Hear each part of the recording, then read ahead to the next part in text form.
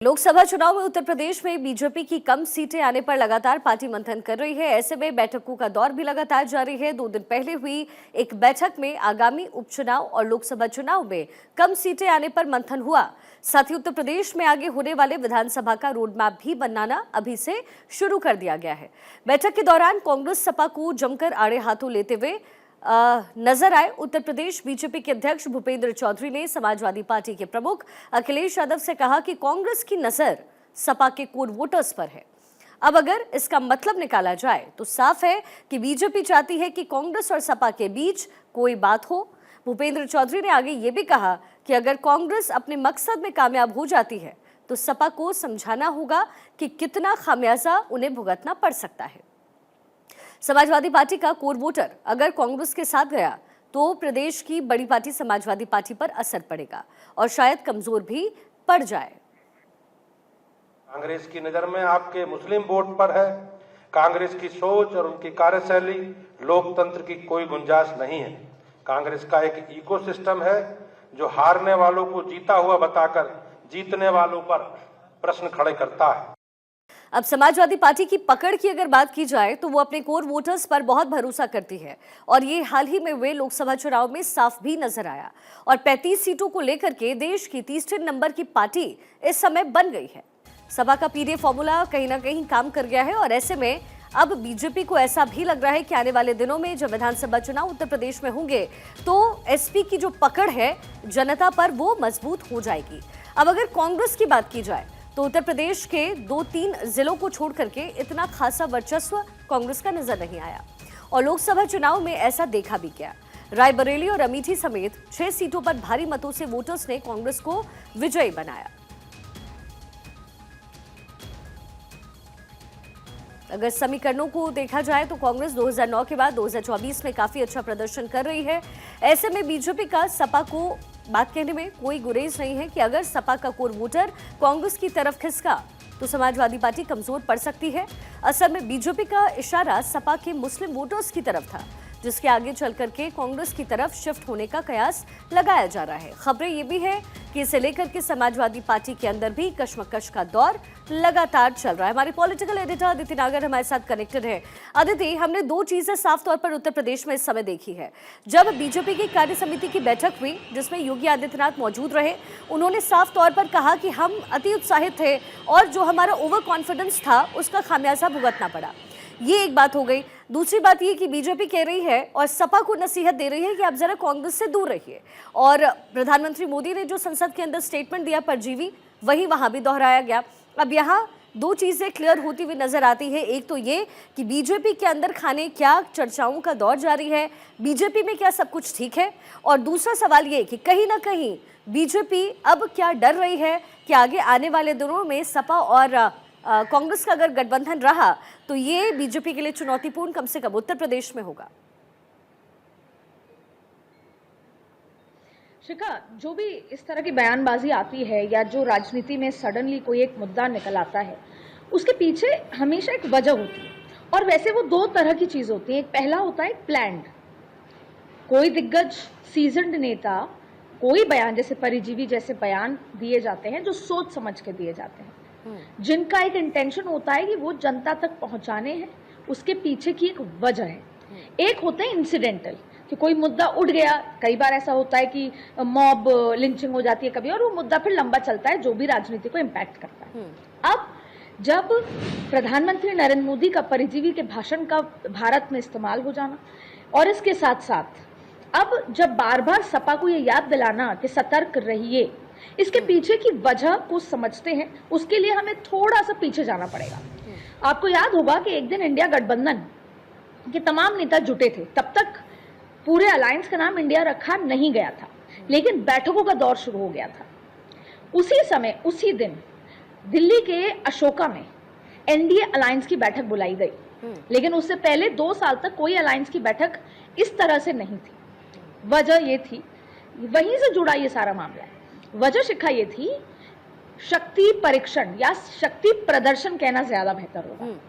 जब सारे non BJP alliances एक साथ आ रहे थे तब बीजेपी को लगा कि हम अपने सहयोगी दलों को साथ लेकर आए, इससे शक्ति प्रदर्शन नजर आएगा और देश भर में ये मैसेज जाएगा कि भाई ताकतवर कौन है, अकेला भी और अपने सहयोगी दलों के साथ भी। और उसके बाद लगातार चाहे अमित शाह हो चाहे नरेंद्र मोदी हो एक ही बात दोहराते रहे कि आज कांग्रेस किसके साथ है, ममता बनर्जी, और ममता बनर्जी तो कांग्रेस छोड़ के गई हैं। फिर ये सवाल दोहराया कि यूपीए के टाइम पे ही अखिलेश यादव के पिताजी का जिक्र आया, लालू प्रसाद यादव का जिक्र आया।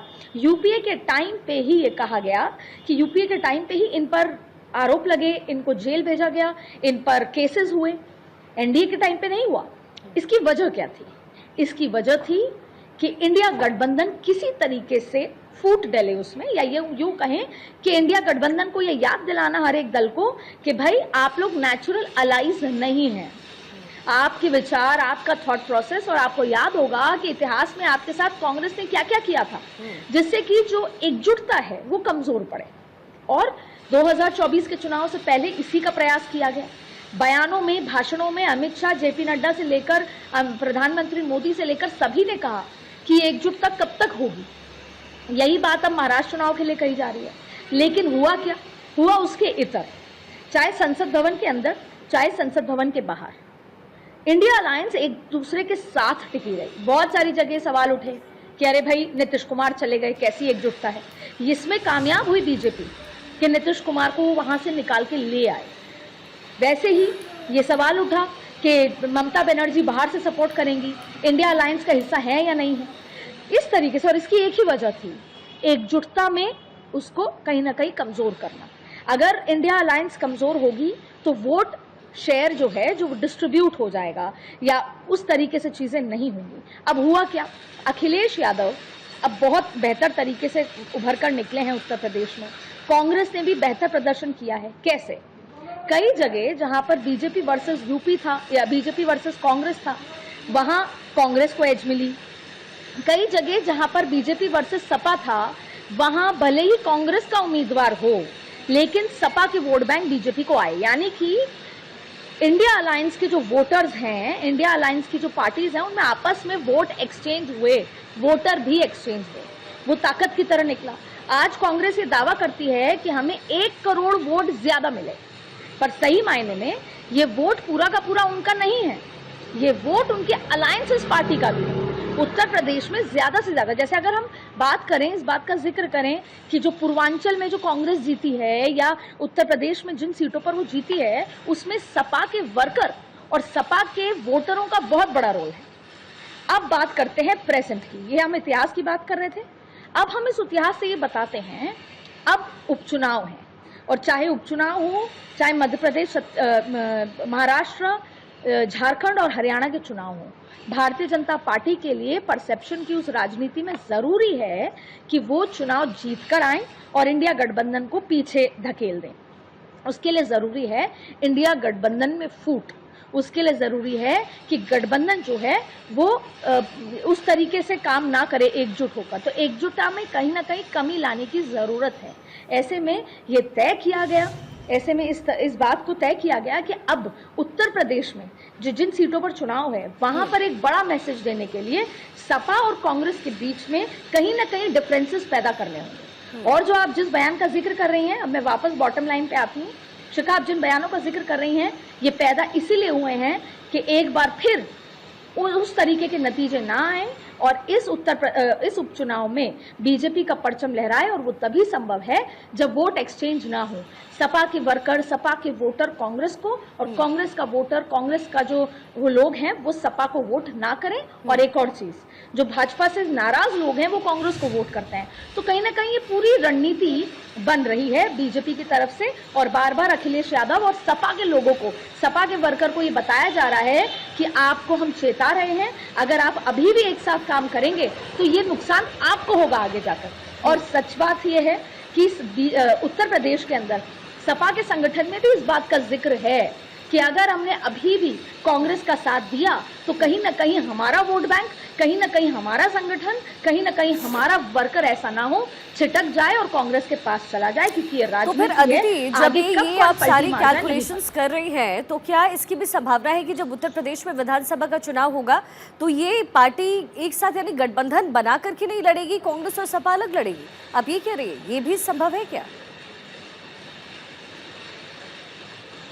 देखिए, ये चाहती है बीजेपी कि ऐसा हो, चाहती है बीजेपी कि एक मुश्त वोट ना मिले, लेकिन मुझे ऐसा लगता है कि उत्तर प्रदेश के उपचुनाव में और ज्यादा मजबूती से अखिलेश यादव और राहुल गांधी मिलकर लड़ेंगे, प्रियंका गांधी चुनाव प्रचार करेंगी और पार्टीज मिलकर अपना कैंडिडेट उतारेंगे। जहां पर सपा को उतारना है वहां सपा उतारेंगे, जहां पर कांग्रेस को उतारना है वो कांग्रेस उतारेगा।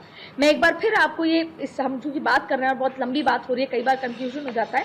देखिए, सिंपल सी बात है, बीजेपी क्या चाहती है? बीजेपी चाहती है कि सपा और कांग्रेस में फूट डले, सपा और कांग्रेस का अलायंस कमजोर हो, और कमजोर कब होगा? जब पार्टियों के अंदर फूट होगी। तो सपा के कार्यकर्ताओं के अंदर या सपा के लीडर्स के अंदर ये बात को डाला जा रहा है कि भैया आपकी राजनीतिक भविष्य खतरे में है, जिससे कि सपा के अंदर की बैठकें हों और इस बार अखिलेश यादव के सामने ये बात रखी जाए कि बीजेपी जो भी कह रही है सही कह रही है,